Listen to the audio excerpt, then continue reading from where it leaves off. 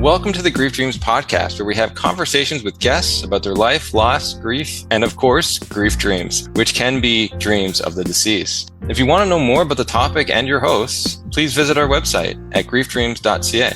To support our podcast, please go ahead and rate it. For additional ways to support us, please refer to our show notes. Before we move on with the show, we'd like to give a territory acknowledgement. Long before Canada was formed, the Stalo people were the original land stewards, and they have lived here since time immemorial. They continue to live in the unceded Stalo territory, known to settlers as the Fraser Valley and Lower Fraser Canyon of British Columbia. We recognize and honor the contribution that Indigenous people have made and continue to make to our community and the topic of grief dreams. Welcome to the Grief Dreams podcast. Thank you again for tuning in. And today we have a special episode where we get to go over the 2023 Grief Dream recaps from all of our previous guests this last year. And so you have Jade and myself on the podcast today. So Jade, how are you today? I'm doing great. Thanks for having me. I'm looking forward to having this summary episode and just take a moment to reflect on all the beautiful guests we've had for 2023. I know we're a little bit late in launching this. We're into February, but in any event, I hope you guys enjoy. Yeah, I always love these episodes because we get to reflect on it and we get to hear some really amazing dreams all together in one episode. And I always like looking back on these episodes. So let's begin. So we have episode 216 with Dr. Kathy Blicky, and she is the professor emerita of psychology at Brock University, and she was my PhD supervisor for over 4 years. And so in this episode, she talks about her dreams of her deceased cats and one of her grandmother. Take a listen. And it's interesting because I was thinking about my own dreams of the deceased before because here we are, we're going to be talking about this topic generally. And I wonder if one of the reasons why I don't think to raise it very often is I haven't had much of my own. And the ones I've had are of two varieties. I've only actually had one dream of a human loss bereavement that I'd love to share in a minute because it's kind of unique and I think it's worth it's that old thing of I tend to go after the stuff that gets overlooked, and this type of dream gets overlooked. So I will come back to it. But mostly when I have dreams of the deceased, it's of my dead animals. And they are but those dreams are not encounter dreams. I remember when I did that first little study of Norman Gulko and his, at that point, 11-year diary of dreams of his wife who had died.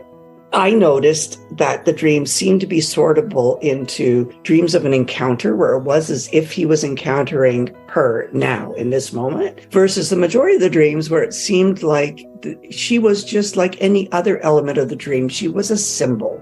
It wasn't really an encounter with the flow of his marriage.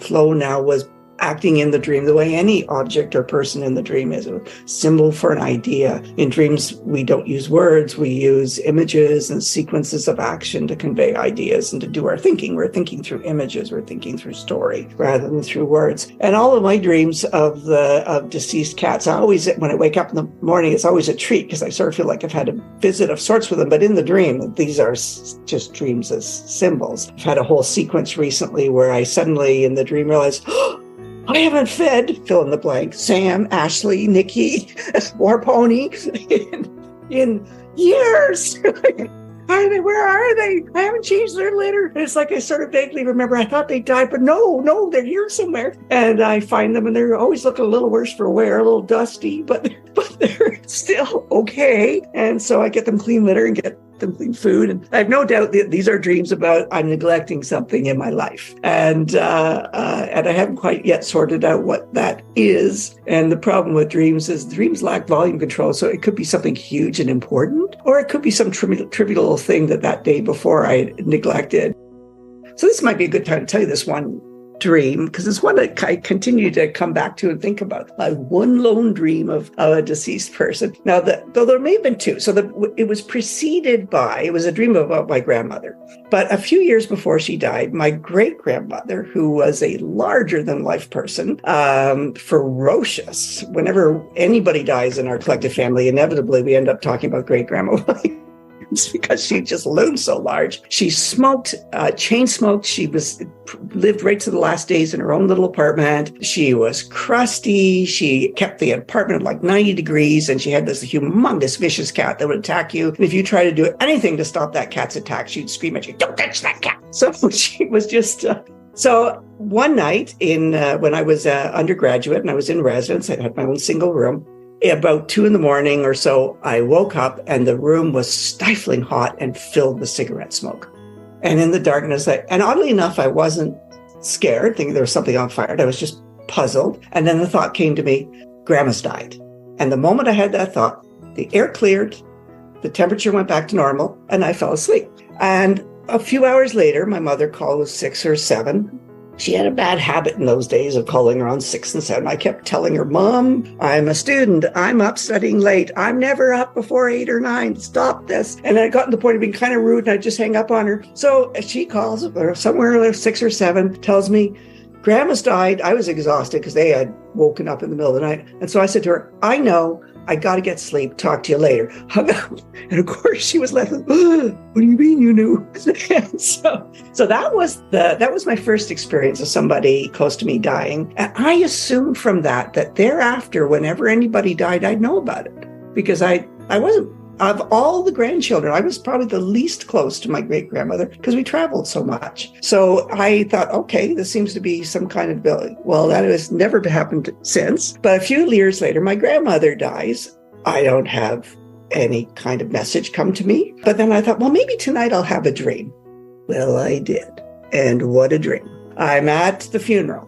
Her funeral, and it was sort of a funeral which in the dream happened in the funeral home. So there's people mulling around. Half the people were living, half the people were dead. So half the guests were dead. They looked just like living people, but somehow we all knew who was alive and who was dead. And we're all mingling and chatting and honoring the memory of my grandmother who's died. Then the time came to sit down for the service, and I sat down. I was in the front row, and we're sort of settling, and I feel a hand on my arm. I look over, and it's my grandmother, and she's in agony. She's in agony, and she's looking at me with horror in her face and in agony. I wake up, and now I just go to pieces because of that dream I'd had or that experience I had with the smoke. And was that a dream? Was that who knows, whatever that was. And so I'm assuming something awful is happening right now to my dead grandmother. And for the real funeral happened a day later. I'm trying to ask people if they had any sense of how grandma's doing. And without sort of telling them what my dream was, I told my husband. I was in pieces day after day. I was weeping. I was beside myself. I was furious with God. I was sort of a pre-Christian at that point. I was attending church, but I was outside looking in. But I liked this concept of a God, all powerful, all knowing, all loving. And I was just furious. How could God allow this? I assumed the dream was true. And about 3 or 4 days later, I was going to class. I was in graduate school now. And I remember the moment I got out of the car, parked the car. It was the parking lot was across the street from the university. And just as it was a busy street, you always had to stop and navigate several lanes of traffic to get across, because none of us would walk down to the lights, of course. And the thought came to me, something is alive. Are there several thousand years of experience with God, which has had people, including people who've been through horror shows, conclude that God is powerful and loving and good and kind? Or either that's a lie or the dream is a lie. And I thought, well, if I have to vote between several thousand years of human experience or my single dream, I'm going with the human experience. The dream's a lie. And as soon as I said that to myself, it was kind of like when that smoke left and heat left my residence room. Boom! The angst was gone. The pain was gone. That fury was gone. And I sensed it wasn't a voice. It wasn't, as you said, Jade, we can have these we can see people, we can hear people. It wasn't like that, but it was just like a whisper of joy from my grandmother of, I'm fine.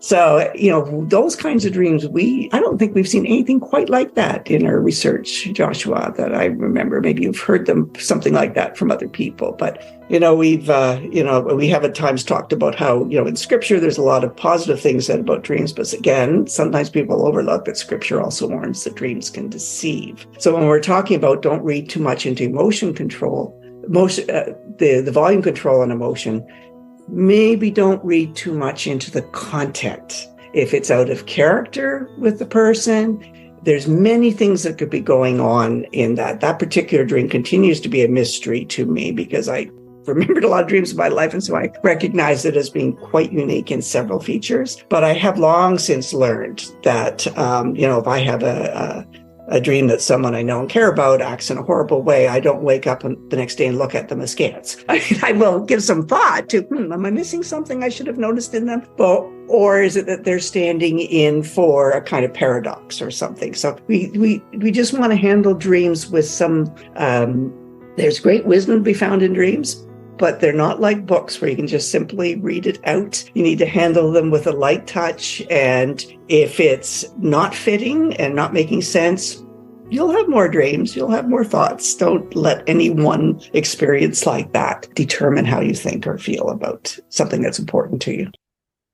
Great. Love that. Love that episode with Dr. Balicki. She's just such an interesting person, and that was just a throwback to university days, and just so amazing to have, things come full circle and to be able to have your supervisor on and just engage in a really cool conversation. So love that. Next we have episode 217, Suzanne Falter. She was a writer, podcaster, and essayist, and she shares dreams of her daughter and brother-in-law. Take a listen. Yeah, really interesting story about that, actually. I have a friend who I sang with in a choir. I write about her in Free Spirited. I called her Wendy, a pseudonym. And Wendy came over one day to rehearse, and she's like, there's a really intense spirit in this house, this young female spirit. And I said, oh, that's probably my daughter Teal, who passed away in 2012. And she said, yeah, she's holding out a book. And she's saying, and this book is glowing. Now, what's interesting is I had a dream of Teal coming to me holding out a book, and it was glowing. And in the dream, Teal said, this is a very important book. And I knew it was this book I'd been working on. And at the time, I had just connected with an agent who was interested in the book. So here's Wendy saying, Teal is holding out this book. The other dream I had that was cool was that I had been kind of haunted for a good 4 or 5 years by a bad relationship I'd been in that ended just before Teal died. And the person I was involved with was a narcissist and an unkind person. And I had taken some abuse. And I was very angry at her. And the predominant feeling of my grief at the time was anger. And I wasn't angry at God. I was angry at this former partner for reasons that had nothing to do with Teal's death. But it was like I finally had permission to feel my anger, and I was feeling it because I wasn't really expressing it in the relationship. And in the dream, I was in a cocktail party with Teal, and she was in her 30s, and she was wearing this very stylish dress, and she really looked kind of like a pulled together adult, because when she passed away, she was still a young woman who wore kind of jeans and sneakers and such. And here she was looking kind of stylish. And she looked at me and smiled, and then she nodded. And over in the corner, I saw my former partner. And I walked towards her, understanding that Teal was telling me, go forgive her. Just forgive her. Just let go of this. And it was a healing dream, and I did let go of her. We looked at each other, and she said, oh, I really like what you're wearing, which she totally would have said in a good mood. And Teal was kind of in the background, like, yeah. I mean, there continued to be moments where she was really helping me get over myself, basically. And the interesting thing is I haven't dreamt about her much for the last few years. I think she's sort of passed by quickly. But I have dreamt about some other people who passed away, including my brother-in-law, who died a little over a year ago. And I dreamt that he came to me. I had a lot of really healing conversations with his widow, who was my half-sister. And in the dream, he came to me and was very gracious and lovely. And I felt his heart in a way I didn't usually feel. And he gave me a very positive message to pass on to her. And it was a real love dream, you know? All right, thank you so much, Suzanne, for coming on and sharing those dreams with us. And so next we have episode 218, Fiona Teenwy Lamb, who is an author and teacher. And so she shares a dream of her father. And I realized after the session that there was something pretty deep going on inside, a very deep repressed grief. And after that session, I had a nap or an evening little doze or something. And it was an incredible experience because for the very first time, I could see my dad. And he was not sick. He was just walking, looking pretty healthy. And it was amazing because after his passing, I had not been able to envision my dad at all. I was 11 years old. So there was this vacuum. It's like I'd look at his pictures and I just couldn't remember who he was. It's if the time in the hospital had sort of wiped out everything and the sadness had wiped out everything. And so seeing my dad looking healthy and vibrant and happy was really deeply comforting to me because it reminded me that there was a connection still there. It wasn't this sort of terrible, dark abyss of nothingness. There was a presence there that I could connect to and visualize. So that stayed with me and was very comforting. So other times I could sort of remember that image that I had. If I was meditating, if I was just sort of sitting quietly, and if I was scared, when I was giving birth, I was a bit scared because things were going a bit sideways. So I really concentrated on visualizing my dad as if he were there. And it helped really totally calm my nervous system and make me feel less alone. Oh, and that's beautiful. I love that episode. And next we have episode 219, Dr. Donna Stoneham, and she's an author, and she shares a dream of her mom. I've had a number of dreams with her. Just a few that I can recall. I mean, the big one I told you about, the dream of the black wolf, that was huge. But I've had a few dreams. One was shortly after she died. So my mom, as I mentioned, had this best friend at the assisted living center. Her name was Adeline. And maybe it was 3 or 4 weeks after she died, I had a dream in which it was like a beautiful Maxfield Parrish painting almost setting. Beautiful hues of pastels everywhere, luscious green lawn, white granite, gorgeous building. And I heard my mother's voice. I didn't see her, but I heard her voice. And she said, "Honey, it's me." And I was like, wow. And she said, "I want you to tell Adeline that I'm here waiting when she's ready. I'm here to help her adjust. Make sure she gets the message." So I'm like, okay, that's weird. What's Adeline going to think when I tell her my dead mother has come and given me this message for her? So we had lunch. Adeline and I had lunch like 2 days later, which was already scheduled. And I told her about the dream, and Adeline said, "Well, you know, Donna, I've never believed in the afterlife, but if your mother's there, I think I need to change my mind." So that was one. So sometimes they were really instructive dreams. Another dream, a few weeks after that, she showed up at our house and she was wearing 2 pairs of glasses. Now, normally my mother she had macular degeneration. She was legally blind.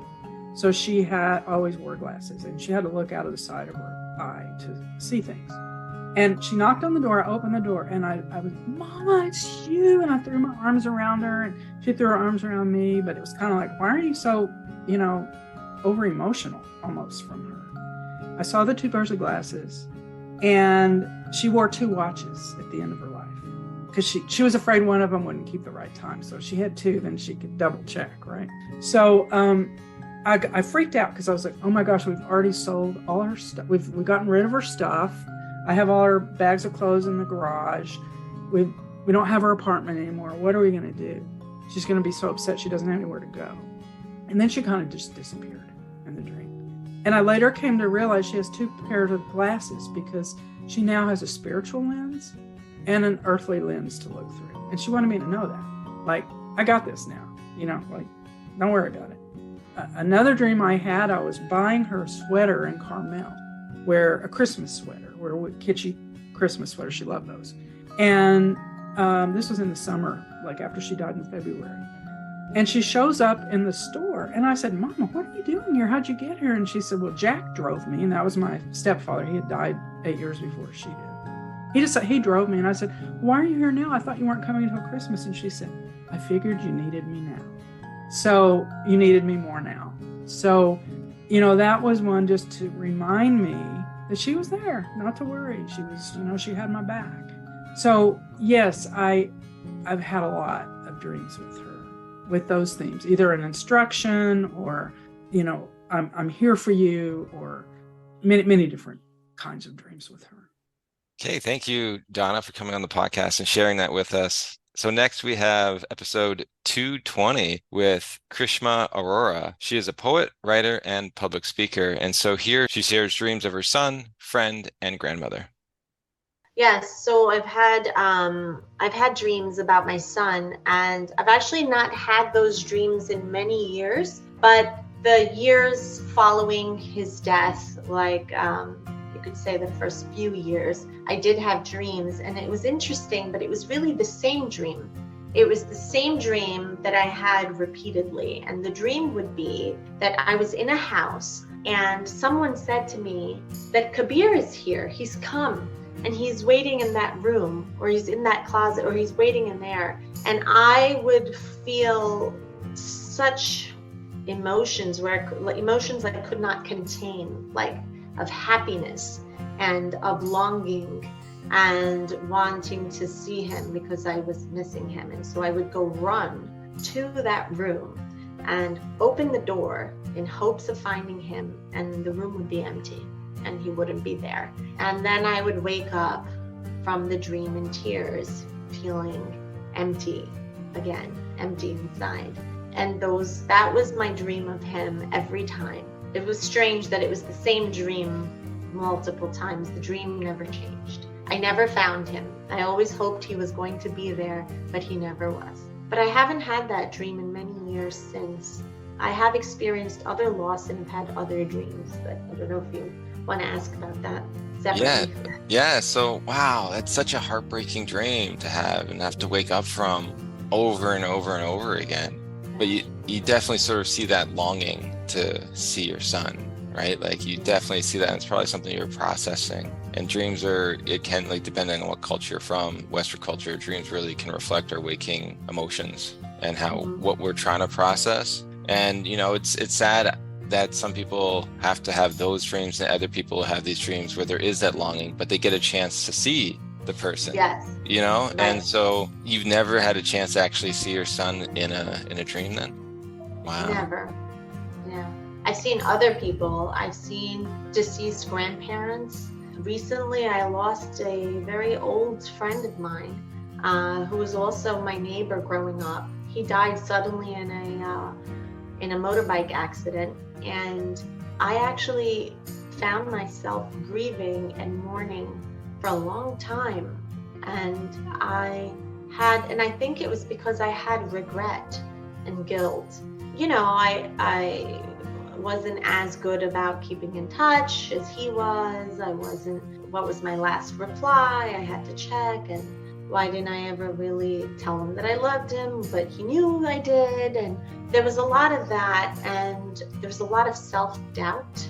And it took me like more than a month of like not sleeping well and having dreams of him. And then finally, there was one dream after weeks and weeks. He finally, I tried to talk to him to say, not in the dream, but I tried to, like, when praying, say to him that I hope you know, if you can hear me, if you're there, I hope you know that I always loved you and care about you, and I wish you are at peace, And I mean, he died very young. He was only 41. And so it was a great tragedy for his family, who I loved dearly. And then one night he came into my dream, and he was 10 years younger, like when we were a little bit younger. And he had that same mischievous smile he always had. And I saw him and I said, "You're here." And I wanted to tell you that I love you. You know that, right? And he said, of course I know you love me and I love you. And we hugged. It was that embrace. It was such a powerful dream and so much comfort in it that I knew it was real, that literally his spirit had come to me to say, it's okay, you don't need to be guilty of anything. You know, we always picked up wherever we left off, kind of thing. And that was it. When I woke up after that morning, I was fine. In a way, I was cured. I was cured from the dream because I knew that those emotions, that was real. Wow. Like, they're totally two different types of dreams that you had. Yeah, completely different, right? But what power that, like, I guess they both had power. One was more in the negative. This was more of just really helping with the healing process. But it's amazing that like one dream can just change everything. That's what happened with me too. It's just like the one dream can change everything. And you're like, what was that? And like, why did it take so long? Exactly. That's what I was like. Yeah, we couldn't arrive a month earlier, before I didn't sleep for a month. Too. But I'm so happy, and like I love the way you've explained it. Just really to capture the essence of how powerful and loving that was, and just it's a short dream, but it just meant the world to. And you can still probably, like a lot of people say, they can go back to that dream still and feel what it feels like. Is that true with you too? Yes, I can totally remember the feeling of the embrace and the love. See, that's why it felt so real. It was because you just felt this overwhelming like love, like there's like a glow of love. So like you knew. So when you woke up, you were 100% sure that he had come in spirit to give you that love. Like that, it didn't just like, it wasn't my imagination, you know what I mean? And I felt something. And I always know that spirits in a way and messages, universal messages are there, because when I got married, this is another off-track dream, my grandmother, who I loved dearly and grew up with as a child, had passed away, actually had been murdered when she was in India. And I mean, we weren't with her at the time. But I remember feeling this great, like an injustice had been done to her. I mean, she was an old woman and people had broken into her house and they ended up hurting her, and then she died as a result. And I remember what a terrible loss it was and how scary it was to imagine how she died. And at the same time, years later, I was getting married, and there was something about, because I wasn't having an arranged marriage, I sort of met my husband on my own, and then we had some, you could say, like some people were against us getting married. And so before we got married, like I guess there must have been some sort of doubt in my mind, like, am I doing the right thing? And I had this dream where my deceased grandmother came to me. And in that dream, I was wearing a very light pink Indian wedding outfit with silver diamante crystals, and in the dream. And my grandmother came to me and she gave me something, and she gave me a blessing. She gave me her blessing. And she said, you'll be fine. It was something about how everything will be fine. Like she reassured me. And then she left. But what's scary and eerie about this dream is I didn't have my bridal outfit at that time. Months later, my mother and my sister went to India because I couldn't leave my job. I was working at the time. I couldn't get a break to go. They went and they did my shopping. Now you have to understand, I got married 21 years ago. So there was no FaceTime and there was no like, I'll text you a picture. No. It was like, when we get back to our hotel and we'll pick up the phone and hopefully you'll still be awake and we'll speak and we'll tell you on the phone what your bridal outfit looks like, what your outfits look like, okay? When they brought that outfit back to New York and I saw it, I was freaked out because it was the outfit that was in my dream with my grandmother. I'm getting chills right now, chills, just retelling the dream. I'm telling you, these dreams, they don't come up, they are not just what you're feeling in the day or what you were thinking about in the day. Some dreams are real messages, you know?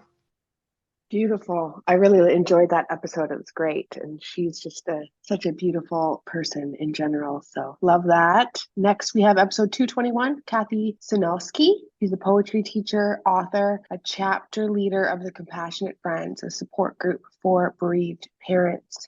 She shares some poetry around her son's death and just a really beautiful account of her grief journey. So take a listen.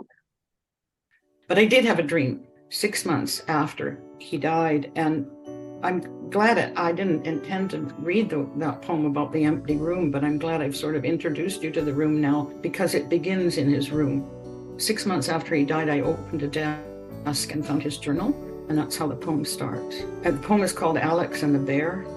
6 months after my son's death, I found his diary. "Look out, there's a mountain," he yelled to the 3 pilots on his cockpit ride to Mazatlan. In Alex's journal, too, were dreams of rescue. He and John rescuing friends by hang glider. His dad saving him twice, once from a shark, once from a bear. That night, I fell asleep smiling. Then Alex appeared in my dream, eating bread and honey on a mountain with his dad. "Look out for bears," I shouted, and one appeared. "Give it your honey, Alex." But the bear's paws had already encircled the startled boy, ready to claw his soft young face. The rescuer dad sat paralyzed. My calls for help could not be heard by Alex's friends across the valley, the warden with the gun too far away. I turned back to face the torn image, but saw instead a gentle bear meander down the mountain. So much like the dream I had 26 years ago. My dying dad, helpless on my bedroom floor, a cougar attacking the house, myself flying from door to door, frantically locking, only to find on return to my room a giant golden cat asleep beside my dad.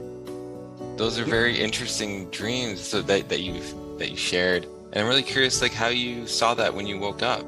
See, the one from 26 years ago, I had written down because it seemed like a significant dream.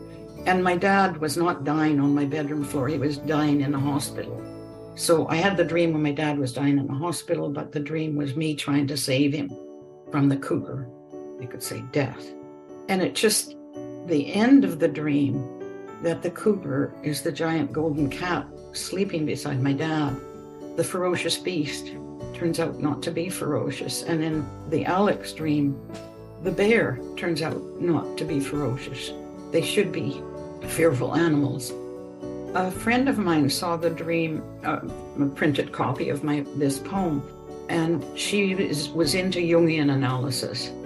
And she thought it was a Carl Jung dream, definitely, with these animals as symbolic figures. And she went on further to say that we who are living fear death, but the dead are at peace. So she gave an analysis to my dream, which I rather liked.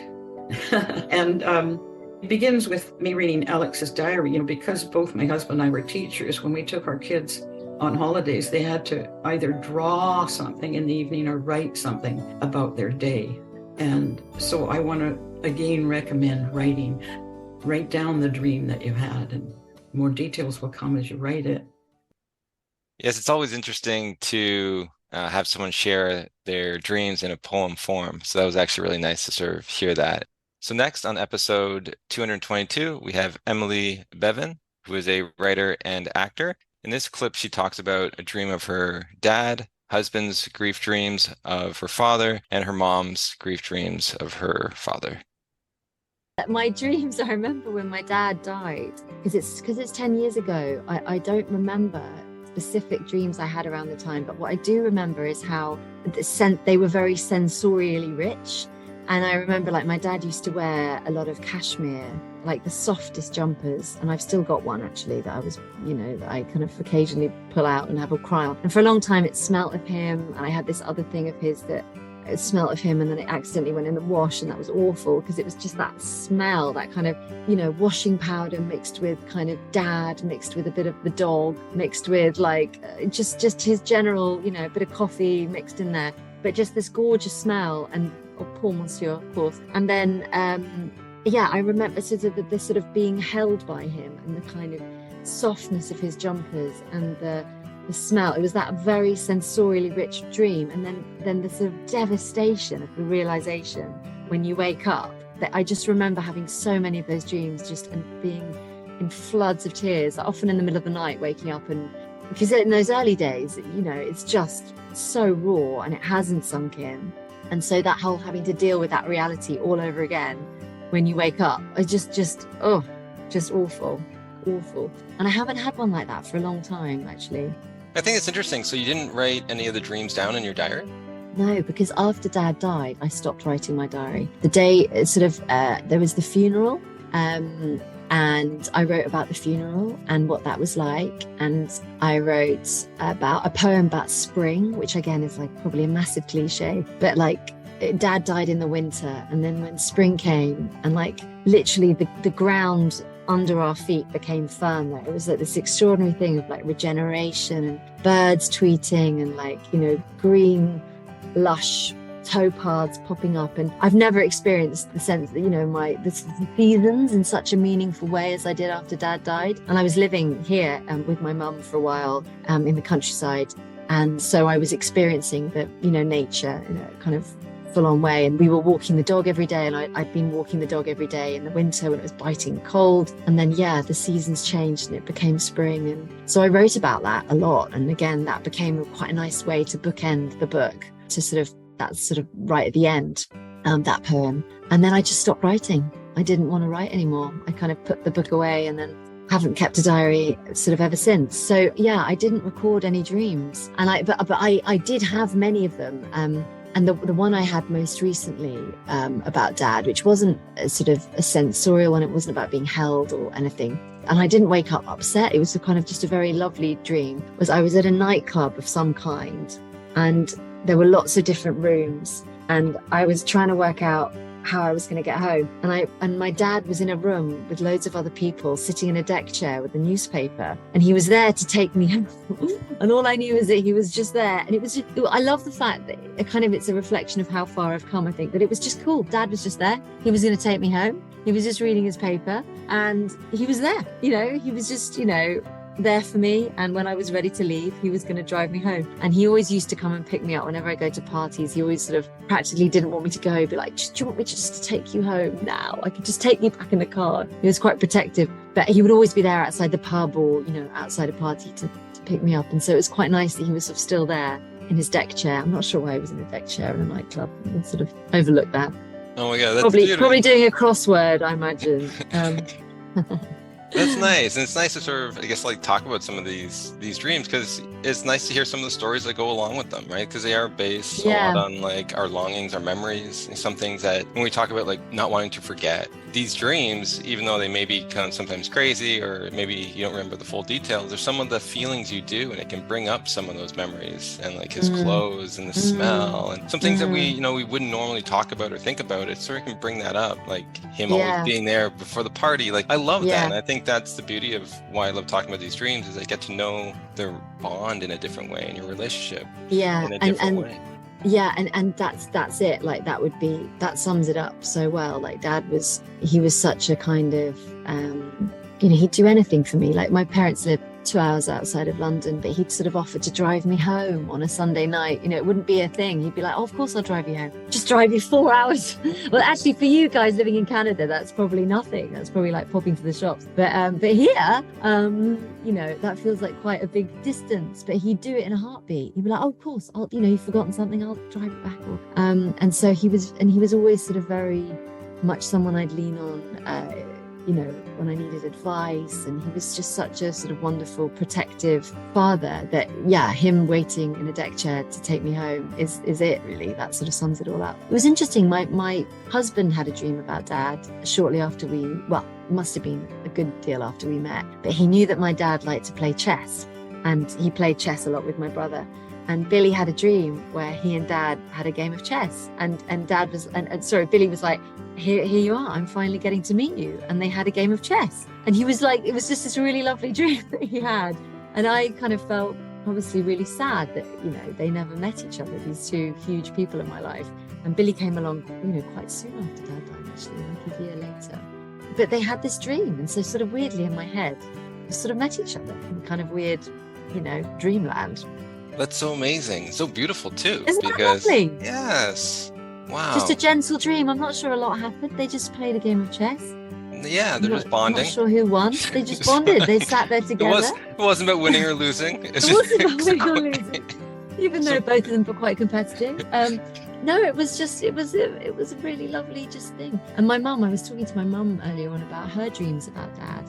And she was saying that she had a lot of dreams where they would be having these conversations about plans. And we're going to do this and we do that. And she'd be like, oh no, you're dead.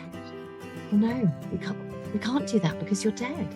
And they'd be sort of talking, and then they both sort of realize, oh no, we can't, which again feels like a kind of gentle letting go, kind of like a way of, I don't know, one foot in the future and one foot in the reality of like her situation. It's quite sort of lovely that she kind of kept seeing him in these dreams, and they'd keep talking about the plans that they had, and then, oh no, you're dead.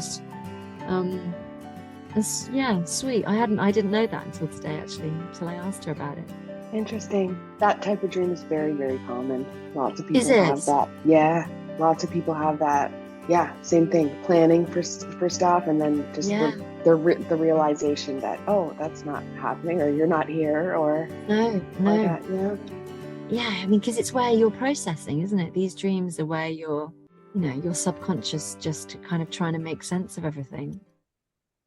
Beautiful. I quite enjoyed this episode with Emily too. I kind of forgot that we did that one, but yeah, that's what I like about doing this wrap-up episode as well. It's just the highlights of like all the cool conversations we have when life just moves so quick, and sometimes we forget who we actually talk to because, it feels like a distant memory sometimes, but just really good to reflect on that. So beautiful. Next, we have episode 223, Colin Campbell. Love this episode. Is a writer and director for theater and film. Dreams of his 2 teenage children, offered some beautiful insights on finding humor and joy and just the resilience of humans in general. So take a listen. I've had a bunch of different dreams. The most vivid one was an early one, and it was a very scary one. I talk about it in the book. It's like a haunting nightmare. But in the dream, I'm at a Chinese restaurant, and I'm looking at the menu, and I'm trying to find dishes for both Ruby and Hart. But something's wrong with this restaurant. It's like decayed, and the window's broken, the door's broken, and I step inside, and I can't read the menu. So, and I step inside and I see Hart, and he's underneath a table in this like wreck of a restaurant, and he's clutching the base of the table, and he's terrified. He's terrified and alone. And then I realized in the dream that he's dead and that Ruby's dead, and I woke up. That was like in the first week after the crash, or maybe even the first night. I don't even remember. I think very early on. And that was a real nightmare that's stuck with me, that image of poor Hart, And I've had a lot of dreams where I'm talking to one of them, and then in the dream I remember, oh no, you're dead. That's happened to me a lot. So I'm like, with Ruby, with Hart, and I'm like, wait, something's wrong. Oh right, you're dead. This isn't real. And I've had a lot of dreams where I'm with one of them grieving the other one. So I'm with Hart and we're both grieving Ruby, or I'm with Ruby and we're both grieving Hart. And then again, in the dream, I remember, oh no, that's right, you're dead too. And I wake up. But I have had a couple of nice dreams, just little flashes where we're laughing together. I don't have any specifics of those. I guess because I didn't wake up in a cold sweat. But I woke up remembering, like, oh, right, I had a nice little moment with Ruby or with Hart, where we're just laughing. And one of them hugged me in one of the dreams, I remember, and that was nice. But like I said, most of the time it's tough. It's tough because I remember in the dream that they're gone. Yeah. Hey, thank you, Colin, for coming on the podcast. And so next we have episode 224, Kathy Wagner, who is a writer and writing coach, and she shares a dream of her son. Absolutely. Certainly when he was alive and in recovery, I did have recurring dreams about him relapsing and dying. And I continued to have nightmares after he died for a period of time, one of which I wrote about in the book. And I can get back there, but the happier dreams. So I kind of have like 3 categories of dreams. One is nightmares, which are certainly real. And thankfully they have subsided. I haven't really had any probably for a couple of years now. But the first, like I said, after he passed, I had quite a few nightmares, and I was having them before he passed as well. And then there's the everyday dreams, where I think of him just hanging out with me, in my dreams. And I think that that's my subconscious just not bringing him into my world, but he is in my world, right? So he is reflected in my dreams. And interestingly, he's usually a child kind of between the ages of 4 and 10 when he appears in my dream. And I don't know whether that's because I feel like that's just a representation of an innocent, joyful time for me, or what that is. But he's almost always a child in my dreams, where he's just hanging out as part of my dreams. And then there's the visitation dreams, and I've only had a few of those. And those are ones where I can touch him, I can feel him, I can smell him. He's telling me something. And the one that I remember most vividly occurred 3 nights after he passed, and he came to me, and I was surprised because he was there. It was like he was standing right in front of me, and I could touch him, and he was solid, and I put my hands around his face, and I could feel his like fuzzy cheek fuzz, and I could smell him, like his scent is, and he had come up to me. He liked to move. He was always moving, and he did these goofy dances, and he had quite a good sense of humor. And so he came up to me and he said, "Mom, it's still me. I'm still me." And he said, "See?" And he did this really crazy, silly dance that he does, and he was laughing, and then I held his face, and so it was like, "Mom, I'm still me. I'm still me. See?" And then I held him close, and then he said, "I gotta go now," and he backed away, and he was gone. So that was kind of cool. And I have had at least 2 other dreams that I would consider those visitation dreams, where I could touch him like solidly, and I knew but I can't remember what it was as vividly. So you skipped over the nightmares. I know it's not the most positive to talk about, but I think it's important to talk about because there's going to be other people who have nightmares that just want to sort of see maybe how you had it, your experience, but also how you look at it now, given where you are. I think that, and especially I think for those of us who have lost our children to traumatic circumstances, whether that was drug use or suicide or murder, any sudden death of a child is traumatic, and I think nightmares are common. And it's processing them. I mean, if it's okay, I will read one short passage from my book that is about a dream. And what was interesting to me, as you'll find out, is not the dream itself, but what it meant to me in that moment. In relation to my grief. And this dream I know came up because this was when I was home over Christmas that first year, just 4 months after Tristan passed. And it was a very stressful time for me. Christmas is not a good time for new grievers, I think a lot of us. So here we go. A few days after Christmas, I dreamed I was searching for Tristan in a crack house, trying to find him, to bring him back to recovery, to save him. I knew if I didn't find him soon, he would die. Only I knew where he was, so it was all on me. In my dream, the crack house looked like a party scene from Breaking Bad.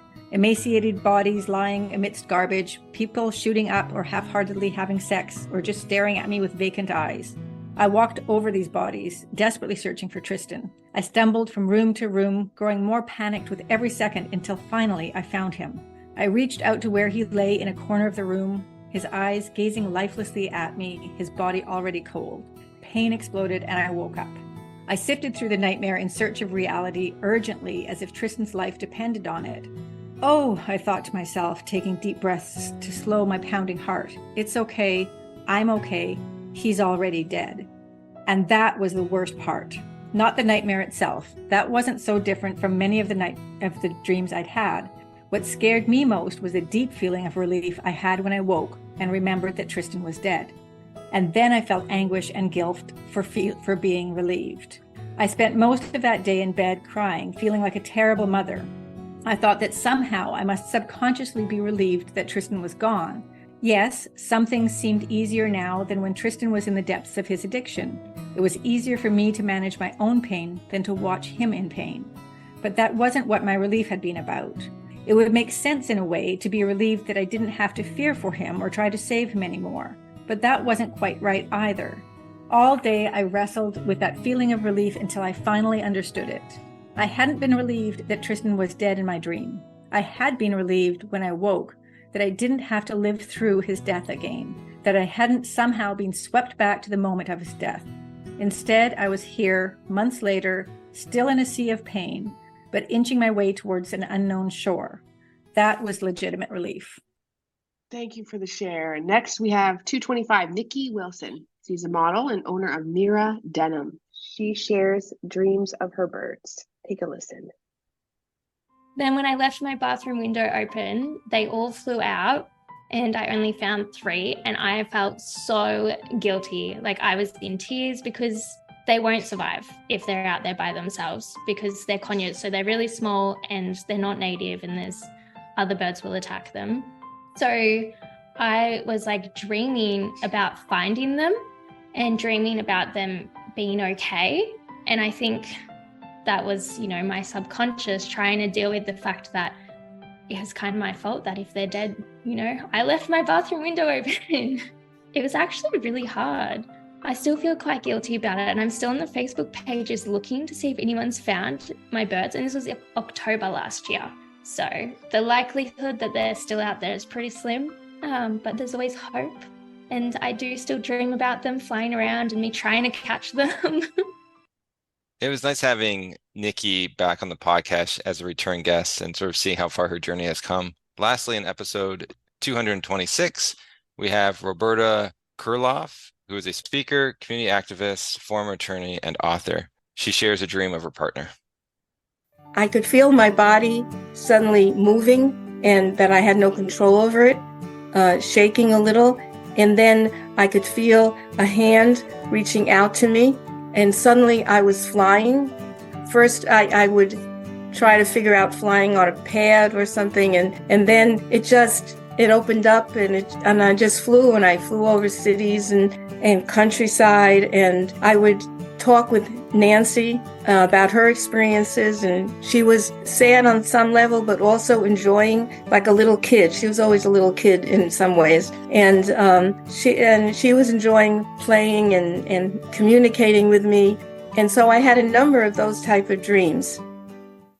Okay, wow, that was 11 episodes that we have completed this year, and I think it's amazing of all the different people that have continued to want to come on and have come on to just sort of share their stories and be honest with us and be able to share some of their dreams and help normalize that. So I really appreciate all the people who have come on this last year, and we are looking forward to all the new people that are going to be coming on this new year.